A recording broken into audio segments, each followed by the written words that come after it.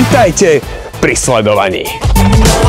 Rázvor osí kolies predstavuje 2670 mm. Aby ste mali nejaký kontext, toto auto je v porovnaní s Outbackom, najväčším predávaným Subaru na Slovensku, kratšie o rovných 20 cm, ale rázvor má kratší iba o 7,5 cm.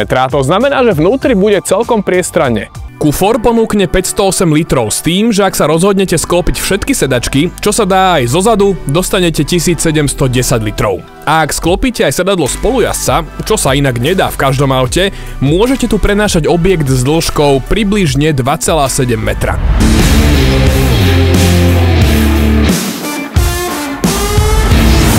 A podvozok vyladili tiež na komfort. A to bez ohľadu na to, na akom povrchu idete. Forester veľmi profituje zo svojho nižšieho ťažiska, ktoré dosahuje vďaka plochému atmosférickému boxeru. Toto auto aj počas celkom rýchlej jazdy na nespevnených cestách pôsobí absolútne pokojne a sebavedomo. Jasné, že dianie pod kolesami počujete, ale odtlmenie je na veľmi vysokej úrovni a zvuky vás vyrušujú prakticky len vtedy, keď spaľovák vyletí do vysokých otáčok. Schopnostiam v teréne samozrejme pomáhajú aj legendárne režimy X-Modes.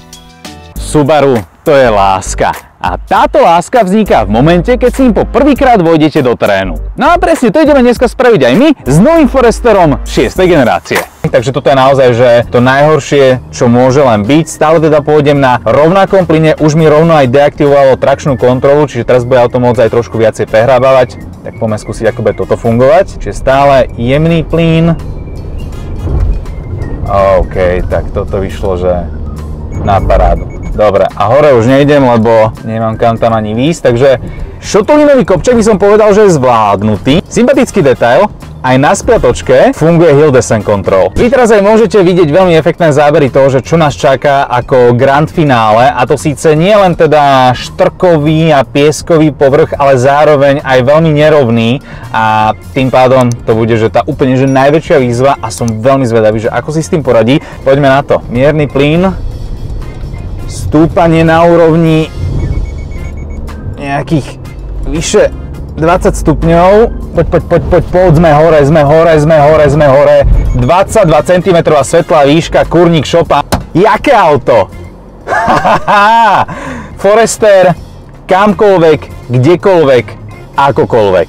Vyšiel všetko, čo sa na ňo dneska dal. Subaru sa píši skvelými výsledkami bezpečnostných testov. 5 hviezdičiek, ochrana posádky nad 80% a pocit za volantom, že toto auto bolo vytvorené, aby vám zachránilo život. Je to opäť aj vďaka tej extra tuhej karosérii, ale taktiež aj kvôli systému EyeSight, ktorý neustále monitoruje okolie vozidla, a pri novom Foresteri je ešte vylepšený jeho rozsah a presnosť. No a nemôžeme opomenúť ani to, že toto auto má už v základnej výbave 9 airbagov. Karosérie je teraz o 10% tuhšia ako pri predchodcovi, napriek tomu, že to auto zdieľa rovnaký technický základ. Využili viac lepidla, viac lepených spojov, takže preto je to lepšie.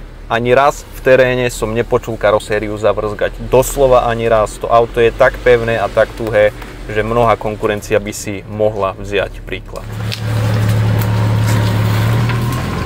A čo ma ešte baví na tomto aute, je tá prevodovka, ktorá v teréne funguje geniálne, pretože je veľmi plynulá. Čo vám my, novinári, o podvozkoch Subaru stále hovoríme, tak je to, ako to auto dokáže žrať nejaké poľné cesty, ako rýchlo sa s týmto autom dá ísť aj po takýchto neúplne kvalitných cestách. A ako komfortne to pôsobí, poviete si, no jasné, veď, ale na čo mám v teréne jazdiť rýchlo, veď ono to nie je len o tom, ale pre zákazníka tohto auta, ktorý sa nebude voziť s tým autom ako my jeden týždeň, ale pravidelne sa bude pohybovať v teréne, možno aj v takom náročnejšom teréne, a tam sa to potom naščíta, pretože to auto je aj v tom náročnom, ťažkom teréne, respektíve pri nejakých poľňačkách oveľa komfortnejšie ako akákoľvek konkurencia. Tým súhrnom vlastnosti a tým komfortom, tým pohodlím ide prakticky o najlepšie auto vo svojom segmente celkovo globálne, ak hovoríme o jazde v nejakom menej náročnom, stredne náročnom, ale aj náročnejšom teréne. pri Forestri a platí to prakticky pri všetkých Subaru. Musím vyzdvihnúť ešte naladenie asistenčných systémov, ktoré združuje názov EyeSight. Je tu najnovšia evolúcia tohto systému, ktorý má zase výkonnejšiu kameru, lepšie reaguje napríklad na motorkárov, na cyklistov a všeobecne sú tie asistenčné systémy kvázi výkonnejšie a lepšie a presnejšie reagujú. Čo však mňa dostalo je ich príjemné naladenie, kedy tie asistenčné systémy neutravujú, no napriek tomu sú mimoriadne funkčné a keď už treba, tak zasiahnu. Kvalitou sedenia na zadných sedadlách patrí Forester rozhodne medzi najlepšie autá v tejto triede. A nemyslím to len preto, že je tu veľa miesta, či už v pozdĺžnom smere alebo nad hlavou, ale je to aj vďaka tomu, že zadná lavica sedadiel je umiestnená vyššie ako tá predná. Navyše je z auta veľmi dobrý výhľad do všetkých strán vďaka veľkým preskleným plochám, takže to ocenia deti, ale potom aj dospelí pri nejakej dlhšej trase. Jednoducho sa tu sedí veľmi príjemne, čiže nie je to len kvôli tej priestorovej ponuke, ale aj vďaka veľmi príjemnej atmosfére.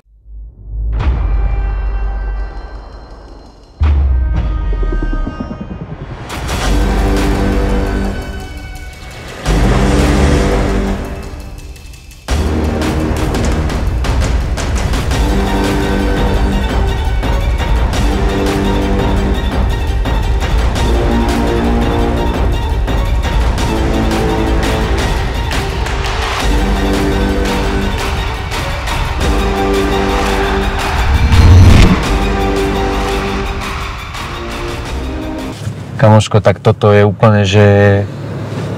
Paráda. To je totálna paráda. Paradzina. Jako ja som úplne očarený. Symetrický pohon všetkých 4 kolies. Čo to dokázalo? A inovovaný X-Mode, ktorý mimochodom funguje, keby si chcel cúvať, ale to už nerob. Teraz troška dopredu. Teraz ho pribrzdíme. Ešte kúsok musíme ísť dopredu. Bác. Ja si myslím, že Forester v teréne nič viac asi dokazovať nemusí. Toto ma veľmi prekvapilo. Áno. No tak skúsme.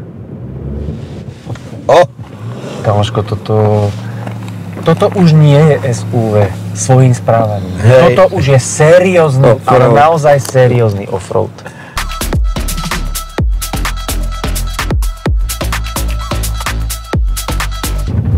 To je paráda. Jak to znáša dobre? Pozri sa na to. Veď to je bomba. Pozri sa. Tak teraz som sa fakt bál o ten nárazník.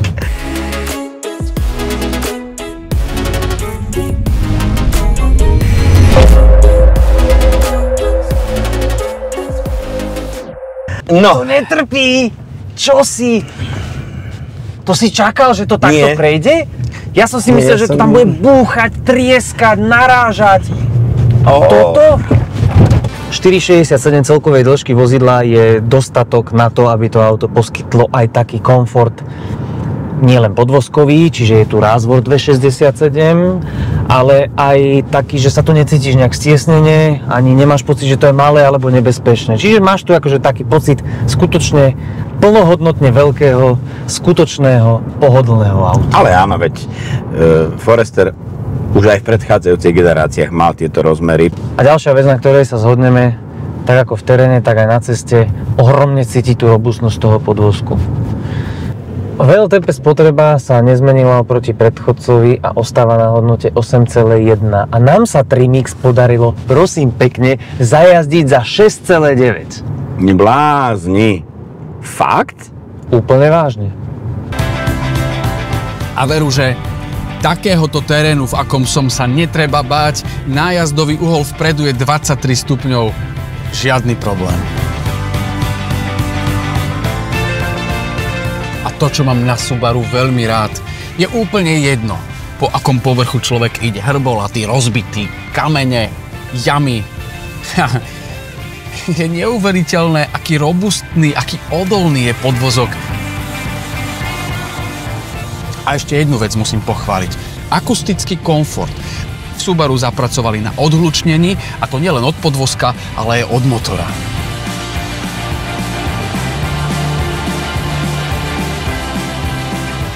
Tak aký je nový Forester?